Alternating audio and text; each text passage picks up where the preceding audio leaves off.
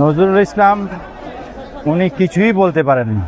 উনি আসলে প্রকৃত বিষয়ে কাউকে দেখছেন বলেও বলতে পারেননি।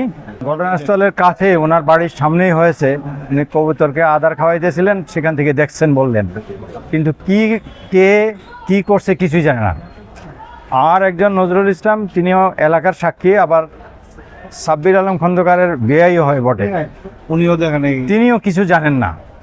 কে মারছে, কারা মারছে কিছুই জানেন না। সুতরাং এ বিষয়ে আমরা এখন পর্যন্ত জেরা করে যেটুকু পেলাম, তাতে আমরা আশা রাখি আমাদের ক্লায়েন্ট জাকির খান বেকসুর খালাস পাবেন।